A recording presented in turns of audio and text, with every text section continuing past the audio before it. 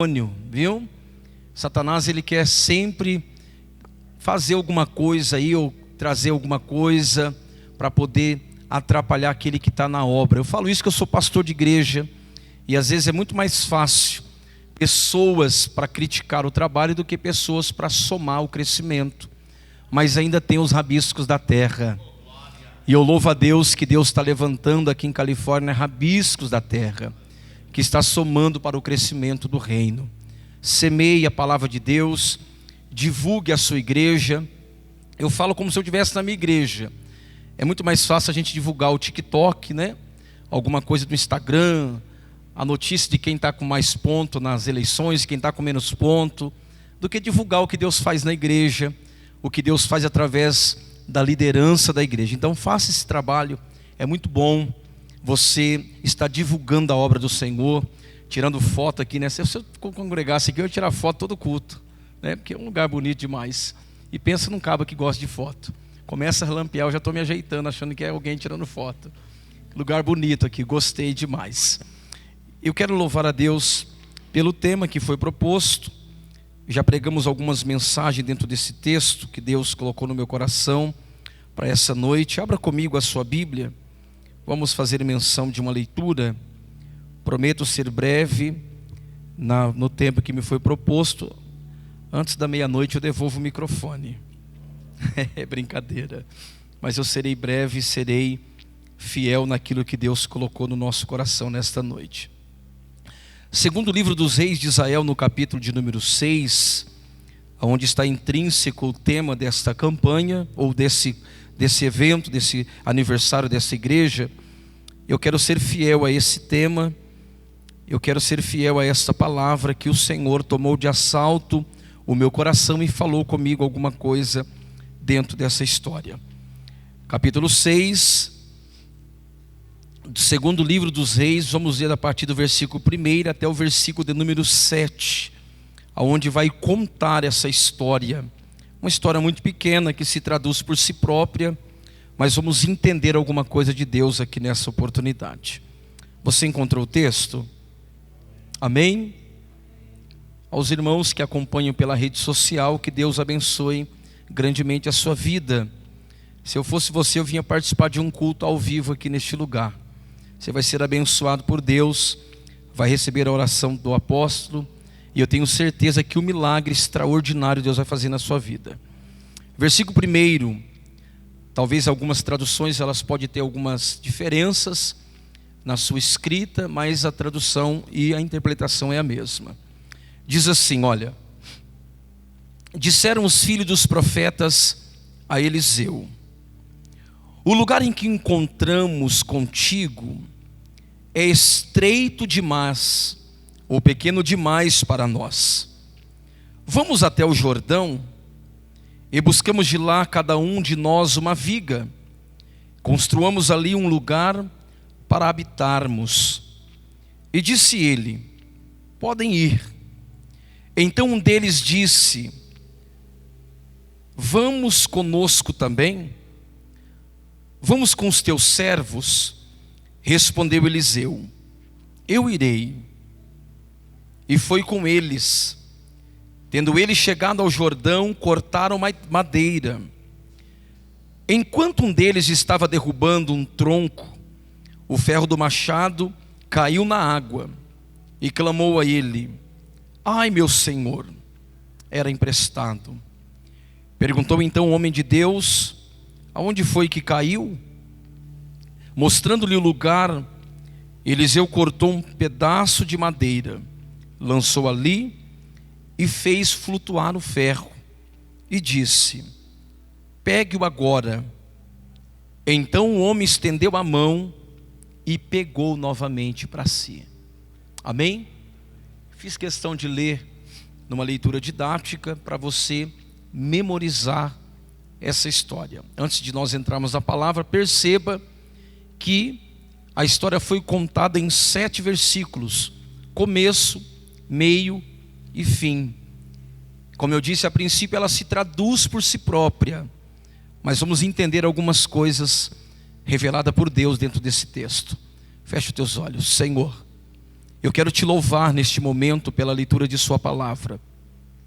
Mais uma vez nós estamos diante da tua presença, exaltando o teu santo nome, te glorificando porque o Senhor é Deus. Eu te louvo, a Deus, pelo 18º aniversário desta linda igreja. O apóstolo contou um pouco da história, um período em outro estado desse Brasil, em outra cidade, e por 9 anos aqui, ó Deus, nessa região do estado do Paraná. Veja, Senhor da glória, que Ele está construindo uma história. 18 anos, Senhor, parece ser muito tempo para quem está de fora, mas é tão pouco tempo para aquele que está envolvido, Senhor, até porque esse tempo passa muito rápido. E eu sei, ó Deus, que durante esse período muitas coisas aconteceram. E eu quero te louvar, ó Deus, pela bondade do Senhor em colocar no coração do apóstolo desta igreja de que eu seria alguém para fazer parte desse conclave. Estou muito grato ao Senhor, ó Deus. E nesse momento, ó Pai, eu quero que o Senhor venha falar conosco dentro desta palavra, meu Pai.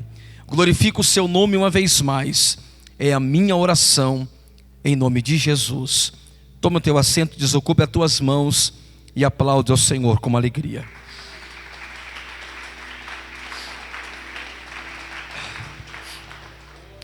Queridos, partindo por uma parte introdutória dessa mensagem, para nós entendermos esse texto,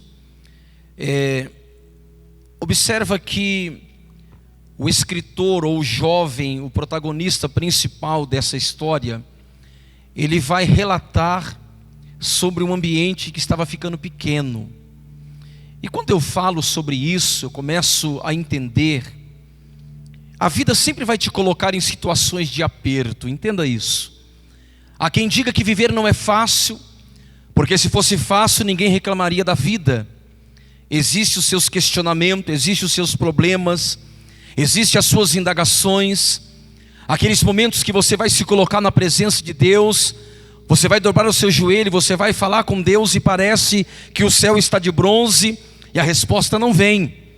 Em contrapartida, haverá momentos que você entrará numa reunião como essa e basta a primeira leitura, quem sabe até mesmo na primeira oração, o céu vai se manifestar sobre a sua vida. Porque Deus, Ele não trabalha da maneira que nós queremos que Ele trabalhe. É verdade que tem pessoas aqui nesta noite que me acompanham dentro da igreja, ou quem sabe até mesmo dentro da sua casa, através da rede social, que você está vivendo parte da sua vida que está muito longe daquilo que você queria que fosse. Talvez se você tivesse o domínio, se você tivesse um controle na mão, você mudaria algumas coisas, pularia algumas fases, voltaria em alguns momentos, para quem sabe tentar corrigir alguma coisa que deu errado. Mas a verdade é que não é assim. A verdade é que o que passou, passou. E tudo que nós trouxemos até aqui, daquilo que já ficou para trás, são as experiências dos tempos que deram errado. Eu sempre digo que nós não aprendemos de fato quando as coisas dão certo. Nós não aprendemos, não marca a nossa história os bons momentos da nossa vida. Talvez você até se esqueceu da sua última festa de aniversário, porque faz algum tempo, passou 2 anos em pandemia, onde não podia se reunir. Mas eu tenho certeza que há 10 ou há 20 anos atrás, quando alguma coisa deu errado, está marcado na sua memória. Por quê? Porque doeu, porque aquilo causou em você uma cicatriz, que quando você faz uma retrospectiva, e quem sabe alguém conta alguma coisa que faz alguma alusão àquilo que você enfrentou de contraditório na vida, você se lembra novamente daquilo que deu errado. Então entenda uma verdade nesta noite, queridos. Quando nós olhamos à luz da Bíblia Sagrada e nós relembramos acerca de um Deus que nos fez promessa, um Deus que nos aceitou com nossos pecados, com nossos problemas, e quando nós trazemos isso para a realidade da vida, parece nós vivermos uma contradição, porque existem lugares por aí que dizem assim: olha, venha para cá que os seus problemas acabaram, venha para a igreja que você não vai ter mais luta. Isso é uma mentira de Satanás, porque servir a Deus nunca foi fácil e nunca será fácil para ninguém. Acredito que quando Jesus ele olhou para os seus discípulos, nos seus últimos ensinamentos, ele olhou para eles e disse assim: olha, eu quero pregar para vocês a minha última mensagem. E não vai ser uma mensagem de porta aberta, de milagre acontecer. A mensagem é essa: no mundo tereis aflição, mas tenha de bom ânimo. Parece que eu vejo o nosso Cristo olhando para os seus discípulos, tentando prepará-los para aquilo que havia de vir para a vida deles, num futuro próximo que eles iriam de enfrentar. Então entenda uma coisa, na introdução da minha mensagem, eu não quero aqui começar a mensagem. Já fui pregador itinerante por alguns anos, viajei parte desse Brasil, mas depois que Deus me colocou dentro de 4 paredes para cuidar de um povo, eu comecei a entender que a proposta de Deus é diferente da nossa proposta. Não que eu pregava errado, pelo contrário. Depois que eu me apaixonei pela Bíblia, eu entrei pelo caminho da verdade. E quando nós olhamos para isso, eu quero preparar o seu coração, porque veja, 2022 está ficando para trás. A semana mal começou, já estamos na sexta-feira de novo. E a pergunta que eu faço é: qual é a sua expectativa para o final desse ano? O que você tem em mente, se Jesus não voltar até lá? O que você tem em mente para 2023? Eu não posso espiritualizar e dizer, está na mão do Senhor, porque a Bíblia diz que o amanhã não me pertence. Tudo bem, mas aquele que não sonha não tem história para contar. O homem que não tem projeto de vida, que vive apenas a vida como tem que ser vivida, que vive apenas a vida de uma forma monótona, ele não tem perspectiva de um amanhã melhor. Porque talvez eu prego para alguém que hoje está vivendo um período da vida que você pode até estar vivendo uma fase de prova, mas eu vim aqui profetizar para você que esse tempo vai passar, que essa história vai mudar e você vai cantar o cântico da sua vitória. Então a vida vai te colocar em momentos de aperto, em momentos embaraçosos, mas o segredo não é você entrar nessa fase, o segredo é como que você sai dela. Entrei num aperto, entrei numa prova, o que eu tenho que fazer? Eu digo que sempre vai ter 2 grupos de pessoas: aqueles que se conformam com a situação e aqueles que fazem alguma coisa para a situação mudar. Sempre vai ter esses 2 grupos de pessoas. E olha que é muito fácil identificar. O segundo grupo, que é aqueles, o primeiro, melhor dizendo, que é aqueles que se conformam, você identifica logo ele. Porque quando você para perto dele, ele conta problemas de 10, 20, 30 anos atrás e o problema é o mesmo. Por quê? Porque não tem uma visão de águia de fazer aquela coisa mudar de cenário. Pessoas que se conformam com a situação, você conta algo para ele de problema, de luta, ele vai dizer, poxa vida, e agora, hein? O que vai acontecer? Sabe, não tem palavra de colocar de pé, não tem palavra de trazer algo profético para você. Mas pessoas que não se conformam é diferente. Ele está na prova, mas ele já está enxergando lá longe, dizendo assim, olha, eu estou na prova aqui, mas eu sirvo um Deus que é um Deus de milagre, é um Deus que abre porta, e o milagre vai acontecer. É para esse grupo que eu vim pregar nessa noite. Para você que está enfrentando momentos de aperto na vida, mas você está entendendo, olha, eu preciso fazer alguma coisa, eu preciso me movimentar, porque se eu ficar com o braço cruzado, as coisas não vão dar certo. Queridos, eu vim aqui ser profeta para a tua vida nesta noite. Se prepara, sabe por quê? Porque há um tempo novo aproximando de você, da tua casa, da tua família, do teu ministério. Há uma história para ser contada daqui a pouco, e quem viver verá, para ver o que Deus tem para fazer na tua vida por esse tempo ainda. Olha, vamos para o texto. O texto que nós lemos aqui, ele vai falar de um milagre realizado por Deus através do profeta Eliseu. Quando nós olhamos para a Bíblia, quando nós falamos de Eliseu, logo lembramos de Elias, aquele que o mentoreou, conhecido como o leão dos profetas, um homem que Deus usou no seu tempo, uma grande liderança respeitada por tudo e por todos, a ponto de Eliseu olhar para ele e querer não apenas ser igual a ele, querer ser mais do que o que ele era, porque isso não é pecado. Você olhar para a unção da sua liderança e dizer, Senhor meu Deus, como eu acho lindo o Senhor usar o meu apóstolo, o meu pastor, eu quero que o Senhor me use mais do que usa ele, isso não é pecado. Então Eliseu, ele olha para Elias e fala, Elias, é o seguinte, eu quero porção dobrada do que Deus deu para você. Eu quero ser usado por Deus também, porque eu vi que esse negócio de ser usado por Deus é muito bom. Ter a presença de Deus é algo inegociável. Eu quero porção dobrada do que Deus deu para você. E Ele vai pedir mais ainda. Eu quero a sua capa. Eu quero a unção de Deus sobre da sua vida. Quando Deus tirar nós, quando nós não estivermos mais caminhando junto, o que Deus deu para você, eu quero em porção dobrada. Só aqui eu já tinha uma mensagem de 1h30 para pregar para você nessa noite. Sabe por quê? Porque Deus sempre levanta alguém na hora certa, no momento certo, com a palavra certa. Mas se o tempo dele ou dela passar, a obra de Deus não para. Deus sempre vai levantar alguém que talvez não tenha capacidade, mas tem coragem para fazer a diferença. Se você estudar o Velho e o Novo Testamento, você nunca vai encontrar alguém capacitado aqui na Bíblia que Deus levantou. Pelo contrário, a Bíblia diz que Deus levanta os que não são para confundir os que são. O único que foi levantado, que aparentemente falando tinha capacidade, tinha qualificações, foi o primeiro rei de Israel escolhido pelo povo. Quando o profeta Samuel, ele é colocado contra a parede, a Bíblia diz, apenas aqui trazendo um pouquinho de história da Bíblia, a Bíblia fala que depois que Samuel, ele levanta em Berseba os seus 2 filhos, Joel e Abias, para ser juízes daquela nação. A Bíblia fala que o Joel e Abias, eles começaram a receber propina, e agora os anciãos do templo, os anciãos de Israel, chegaram até Samuel e disseram: Samuel, e aí?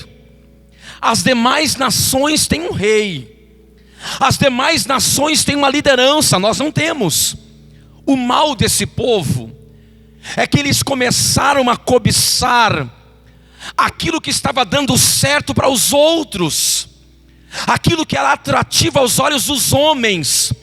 Os filisteus, os gegazeus, os jebuseus, eles olharam e disseram assim: olha, todas essas nações têm um rei e nós não. Queremos um rei. Aparentemente a única liderança qualificada para cuidar de alguém, aos olhos do homem. E diz a Bíblia que então apresentaram a Samuel o famoso rei Saul, mas que não foi aprovado por Deus. E eu falava com alguém essa semana sobre Saul, e o que me chama a atenção dentro da história, eu amo a história da Bíblia, principalmente a história dos Hebreus. Eu até te aconselho a você estudar a história dos Hebreus, que você vai entender um pouco do segredo da Bíblia.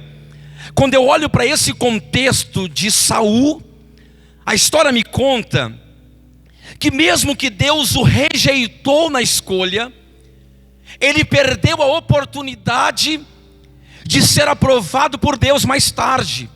Aí alguém diz assim: mas Deus não volta atrás com a palavra. Quem foi que disse? Não conhece a Bíblia?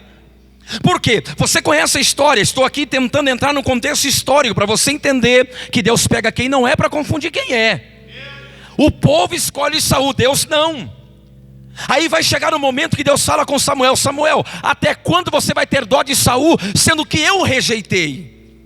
Olha Deus rejeitando alguém. Mas a Bíblia diz que um dia o profeta Samuel chegou até Saul e disse assim: Saul, antes de você ir para a guerra, você vai fazer o seguinte: você vai aguardar 7 dias. Eu vou entrar na presença de Deus. Depois de 7 dias, eu me apresentarei, oferecerei um sacrifício a Deus, e vocês vão para a batalha. Saul, apavorado, a Bíblia diz que ele vai fazer o sacrifício ele mesmo. Não, eu vou sacrificar porque o profeta está demorando, eu acho que ele esqueceu da nossa aliança. Não, entenda uma coisa: quando o profeta abre a boca, ainda que pareça loucura aos olhos do homem, o final vai acontecer do jeito que o profeta falou. Viu? Um dia desses Deus me usou para falar com alguém na igreja, e a conversa foi essa. Uma jovem que eu não conheço o histórico dela, eu disse assim: você lá, fulana, é o seguinte, coloca de pé. Ela colocou de pé, eu disse assim: olha, eu vejo um monte de papel, um monte de documento, e você esperando uma única oportunidade. E esses documentos, um papel vai cair na mão de alguém importante, o teu telefone vai tocar e vão te solicitar para a oportunidade de honra que você espera. Ela tomou posse daquilo no domingo à noite. Na segunda-feira de manhã aconteceu exatamente do jeito que Deus falou. Mas tem um porém. Aí ficou atribulada. Por quê? Porque pensa que Deus é serviçal de alguém. Deus não é. Todo milagre que Deus faz. Sabe aquela pessoa da tua família que está pedindo oração para você, mas não quer vir na igreja? Diga para ele: eu não vou perder tempo, porque Deus só vai fazer milagre na vida de quem tem compromisso com Ele. Porque todo milagre que Deus faz é para o nome dele ser glorificado. Entenda isso. Convida para vir para a igreja. Fala: lugar de milagre é na igreja. Porque aqui a palavra vai entrar no coração. E a Bíblia diz o quê? Conhecereis a verdade, e a verdade vos libertará. E quem é a verdade? Ele disse assim: eu sou o caminho, a verdade e a vida. Ninguém vai ao Pai a não ser por mim. Então, aqui resumindo o contexto histórico da introdução, quando Saul faz o voto, que a Bíblia chama de um voto atrevido, o profeta Samuel disse para ele: ah, Saul, Deus ia até permitir você liderar por longos anos. Olha que a proposta de Deus para levantar Davi havia sido mudada se Saul fosse obediente, porque obedecer é melhor do que sacrificar. Eu vou ser didático na minha palavra. Eu sou pregador avivalística itinerante, mas eu quero ser um pastorzão pregando para você aqui hoje, porque esse 18º aniversário, ele vai ficar marcado na história. Deus vai levantar pessoas que estão me ouvindo aqui dentro da igreja nesta noite. Deus vai levantar aqui em Califórnia, lá em Cambira, lá em Mandaguari, em todo o Paraná, com uma visão diferenciada. Vai começar a dar trabalho para Satanás. Eu profetizo na tua igreja, na igreja que os pastores pastoreiam, na igreja que eu pastoreio, eu profetizo que o povo agora vai começar a dar trabalho de outro jeito. Pastor, eu quero liderar. Pastor, eu quero fazer a obra. Pastor, eu quero ganhar alma. Deus vai levantar uma geração que vai fazer a diferença. Então veja que esse texto aqui, a Bíblia diz que Eliseu, ele é procurado por alguém da escola de profetas que começou com Samuel, né? Olha como que a história se encontra. Samuel, que ungiu Davi, ele começa a escola de profetas, e diz a Bíblia Sagrada que dentro dessa escola de profeta, Deus começou a levantar lideranças. Quando nós olhamos aqui para Eliseu, nesse contexto, agora ele está sendo o mentor dessa escola. Parece que eu me lembro de um dia em que uma mulher procurou ele e disse assim: olha aqui, ô profeta, o meu marido, teu servo, ele morreu, e o credor veio buscar os meus 2 filhos para trabalhar de escravo. Ela vai trazer no contexto histórico exatamente do início da carreira de profetas. Ela diz para ele: o meu marido, teu servo que te serviu, ele morreu, o credor bateu na porta da minha casa, e ele quer levar os meus 2 filhos para trabalhar de escravo. Falando de Eliseu. Eliseu olha para ela e diz assim: mulher, declara para mim o que você tem na sua casa. Você conhece a história? Ela diz: eu não tenho nada em casa. Aí ela se lembra: eu tenho apenas uma botija de azeite. No original, 600 ml de azeite. Interessante falar que quando ela declara ao profeta dizendo: a tua serva não tem nada em casa, ela não estava mentindo, porque ninguém consegue mentir para profeta. Não, pode até voltar para casa pensando: eu consegui enganar ele. Engana nada. Por quê? Porque quem tem intimidade com Deus, ele sabe o que é verdade e sabe o que é mentira. Aí ele olha para ela e fala: o que você tem na sua casa? Ela diz: eu me lembrei, eu tenho um pouquinho de azeite. Mas literalmente ela não tinha mais nada em casa. Imagine aí a senhora dona de casa, tudo que você tem na sua casa. Imagina aí, os seus móveis, seu guarda-roupa, a sua roupa, tudo que você tem em casa. Ela está dizendo: eu não tenho nada na minha casa. E é verdade dela. Por quê? O contexto histórico me afirma que o credor naquela época era mais ou menos assim: 3 visitas eram feitas na casa de quem tinha uma dívida para ser paga. Primeira visita, ele chegava e anunciava a dívida: olha, você está devendo para mim. Lembro. Mês que vem eu estou aí para receber, tá ok? Talvez ele até tomava uma xícara de café se fosse nos nossos dias de hoje. Depois ele voltava na segunda visita: e aí, está com dinheiro? Não estou com dinheiro. O que ele fazia na segunda visita? Levava tudo que tinha dentro de casa. Tudo. É como se tivesse empenhorado tudo. O caminhão de mudança parava na porta, se fosse nos nossos dias, para você entender. Tudo literalmente que tinha dentro de casa era levado embora. Na terceira visita, se não tivesse dinheiro, os filhos homens trabalhariam em um trabalho escravo por 24 anos para que a dívida fosse quitada. Quando ela vai até Eliseu, ela está dizendo para ele assim: ô profeta, eu já recebi 2 visitas do credor. A última coisa que me resta é ele voltar em casa e levar os meus filhos. Mas isso aqui me chama a atenção, é que o credor, ele não percebeu que havia ficado para trás 600 ml de azeite. Por quê? Porque aquilo que está dentro de você, o azeite representa a presença de Deus. Aquilo que está dentro de você, não tem homem na terra, demônio no inferno, que possa tocar naquilo que Deus te deu. Ela disse: eu só tenho um pouquinho de azeite. Quer dizer, me levaram tudo, mas a presença ainda está em casa. Eu senti a presença do Senhor com essa palavra. Talvez eu estou pregando para alguém nesta noite que 2022 foi um ano de perca, que você passou por alguma situação, mas a presença ainda está com você. E se isso é verdade, levanta a tua mão, adora ao Senhor, porque a presença ainda está aí. Irmãos, entenda, quem tem a presença tem tudo na vida. O profeta olha para ela e fala: você está ótimo, você ficou com muita coisa ainda. Imagina ele falando, que o homem de Deus é assim. Você vem cabisbaixo para ele com um bicão desse tamanho: eu estou na prova. Aí ele olha para você: fica em paz, essa prova já acabou, porque Deus é com você. Porque profeta tem intimidade com o mundo espiritual. Ele diz assim: vai embora para casa. Pega os seus filhos, vai pedir vasilha emprestada. Olha que coisa doida. Um pouquinho de azeite, pedir vasilha emprestada. Milagre é uma palavra do latim que se chama miraculum. E miraculum, aos olhos do homem, não existe, isso aí não existe. Mas na Bíblia é intervenção divina. Eu vou profetizar que Deus está entrando com milagre na sua vida.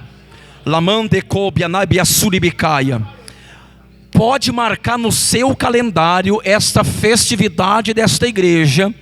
Deus está fazendo um milagre absurdo na vida de pessoas em prol a esta festividade, porque Deus está carimbando o passaporte desta obra. Apóstolo, prepara, porque por esses dias algo novo vai acontecer. Califórnia vai ser impactado pela glória de Deus. E tem mais lugar por aí que Deus está ministrando no meu coração. Deus vai se manifestar em outra cidade. Ele está dizendo: prepara, porque a obra é grande. Deus vai entrar com a providência. Então Eliseu é esse que olha para uma mulher com um pouquinho de azeite em casa e manda ela embora pedir vasilha emprestada. Eliseu é o mesmo que quando o chefe do exército do rei da Síria, o rei Ben-Hadad II, diz a Bíblia que uma jovem que foi levada escrava no cativeiro babilônico, quando Nabucodonosor ele toma de assalto o povo e leva agora uma daquelas famílias, ele leva uma jovem para dentro da casa, e agora essa jovem está trabalhando ao serviço da mulher de Naamã. Eliseu é o mesmo. Diz a Bíblia que o Naamã, ele era um homem valoroso. Através da vida dele, Deus havia dado livramento aos sírios. Olha, um homem valoroso, com condecorações importantes e ainda com crédito com Deus. Porque se você ler na sua Bíblia depois, você vai ver que esse Senhor havia dado livramento a ele. É um Senhor com S maiúsculo. O Senhor havia dado livramento aos sírios através da vida de Naamã. Então Eliseu é o mesmo que está em Samaria, que a menina conta dentro de casa. Ela percebe o seu Senhor com algumas dificuldades na sua pele, com a lepra. Ela diz para a mulher assim: tomara que o meu Senhor soubesse que em Samaria tem um homem de Deus, ele seria restaurado da lepra. Sempre vai ter alguém para divulgar o nome de profeta, viu? Sempre vai ter alguém, talvez aqueles que nós menos imaginamos, está soprando nosso nome por aí. O que Deus está fazendo em Califórnia, o que Deus está fazendo em Cambira, sempre vai ter uma voz para proferir o que Deus fez através da vida dos homens de Deus e mulheres de Deus. Aí a conversa chega até o Naamã, e Eliseu está lá, tranquilo, viu? Eliseu está tranquilo, a conversa vem até Naamã. Naamã vai até Ben-Hadad II e conversa com ele: eu preciso de cartas para entrar em Israel. Em Israel Jorão está reinando. E ele diz: eu preciso de cartas, por quê? Porque eu sou uma pessoa conhecida como alguém que guerreia, alguém que vai para a guerra, alguém que vai combater. Se eu chegar lá sem uma carta de euforia, uma carta de recomendação, ele vai pensar que eu vou guerrear. Dê uma carta para mim. Ben-Hadad faz uma carta em punho, carimba com o seu anel. E quando a carta chega a Jorão em Israel, que Jorão pega a carta, ele já fica desconfiado, ele fala, não, isso aí é conversa para boi dormir, eles estão querendo nos atacar. Mas aí ele vai conhecer a história daquele general, e a Bíblia diz que ele rasga suas vestes e fala, porventura eu sou Deus para dar a vida, ou para tirar a vida? E a notícia chega até o homem de Deus em Samaria. E a conversa desse homem de Deus foi simples. Ele disse assim, manda vir para cá, deixa vir até mim, e vai saber que ainda há profeta em Israel. Ei, por isso que eu falei para você que lugar de problema é para você trazer na igreja. Você vai contar para aquele parente, para aquele vizinho, para o seu colega de empresa, que está vivendo uma vida abaixo da média, com problema, com doença incurável. Diga para ele, vamos lá na minha igreja, porque lá tem um profeta, um homem de Deus, que Deus vai usar, e o milagre vai acontecer. Lá tem mulheres usadas por Deus, elas vão orar, e o milagre vai chegar, porque Deus ainda faz milagre. Deramandecaia. Aí esse Eliseu, que nós vamos falar sobre ele nesse capítulo que lemos, o tema do congresso, ele nem receber Naamã recebe. Ele está do lado de dentro da casa, o seu servo chega até ele e fala, ô profeta, tem um homem lá fora, um homem cheio de estrela, com soldados em volta dele, e aí o que eu vou fazer? Ele disse assim, vai lá e dá um recado para ele, diga para mergulhar 7 vezes no Jordão, que ele vai ser restaurado da lepra. Você já percebeu que na perspectiva do céu, o milagre é mais simples do que nós imaginamos? Mas o segredo é que nós não queremos mergulhar em Jordão. Queremos que milagre caia de paraquedas na nossa cabeça. Eu não encontrei pregando a Bíblia, claro que eu estou aprendendo de Bíblia ainda, mas eu não encontrei pregando a Bíblia Sagrada até hoje um milagre que aconteceu, que Deus fez apenas para mostrar que eu sou Deus. Eu vou fazer milagre porque eu quero me envaidecer. Não. Toda ação gera uma reação. Todo milagre do Velho e do Novo Testamento, alguém teve uma atitude primeiro. Colocou a boca no pó, o céu abriu, Deus respondeu. O Eliseu fala, manda ele mergulhar no Jordão 7 vezes. Ele vai questionar, porque o rio Jordão, naquele lugar, naquela região, era um rio poluído de fato. E ele vai questionar dizendo, porventura não tinha rios melhores em Damasco? Por exemplo, o rio Abana, o rio Farpar, são rios melhores. E diz a Bíblia que alguém olha para ele e fala assim, meu Senhor, se ele tivesse pedido coisa pior, você não faria? O que vale mais, você mergulhar no Jordão ou continuar com esse problema que você está enfrentando? O que vale mais, você obedecer à voz do céu ou continuar sempre na mesma vida de que nada acontece? Então entenda, você veio aqui nessa noite, na primeira noite, talvez amanhã alguém vai pregar aqui e vai trazer um milagre, uma porta aberta para você, um milagre que vai cair na tua casa, eu não sei, mas eu vim aqui te dar o recado nessa noite. Se você quer ver as coisas mudar de lugar, começa tomando atitude, começa tomando posição, porque não tem para ninguém. A Bíblia diz que se levantar contra você por um caminho, por 7 caminhos vai ter que fugir da tua presença, a partir do momento que você tomar postura. É o mesmo Eliseu. Ele nem viu a face do camarada, mandou mergulhar no Jordão. Mas agora Eliseu está